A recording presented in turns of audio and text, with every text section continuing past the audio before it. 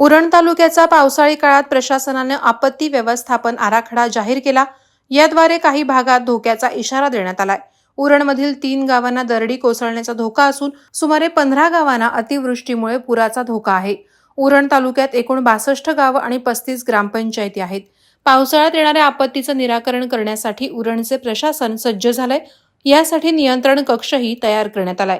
उरण तालुका हा 3 बाजूंनी समुद्रानं वेढलेला असून आणि एका बाजूला डोंगर असल्यामुळे अतिवृष्टीत अनेक भागात पूरसदृश्य परिस्थिती निर्माण होते। तालुक्यातील नवघर, कुंडेगाव, पागोटे, बोकडविरा, भेंडखळ, बांधपाडा, चिरनेर, जासई, पौंडखार, बेलोंडाखार, चिरले, करळ, सोनारी, सावरखार आणि जसखार या 15 गावांना अतिवृष्टीत पुराचा धोका आहे, तर करंजा, मोरा, केगाव आणि नागाव या गावांना चक्रीवादळाचा सर्वाधिक धोका आहे। मोठ्या भरतीमुळे आवरे, कडापे, खोपटे, पाणजे या गावांना धोका संभवतो। उरण तालुक्यात कोणतीही नदी नसली तरी डोंगरावरून येणारे पाणी हे थेट खाड्यांना मिळतं, त्यामुळे या खाड्या पावसाचं पाणी वाहून नेण्याचा स्रोत आहेत। मात्र मागील काही वर्षांपासून या खाड्यांमध्ये भराव करून त्या अरुंद केल्यामुळे पाणी वाहून जाण्यात मोठा अडथळा होतो। परिणामी पाणी तुंबून आजूबाजूच्या गावांमध्ये शिरतं, त्यामुळे तेथे पूर परिस्थिती निर्माण होते। यावर मात करण्यासाठी उरण तहसील, उरण पोलीस ठाणे, स्थानिक स्वराज्य संस्था यांना देखील आपत्ती व्यवस्थापनासाठी सज्ज राहण्याचे आदेश देण्यात आलेत। उरण तालुका हा समुद्र सपाटीपासून 21 फूट उंचीवर आहे।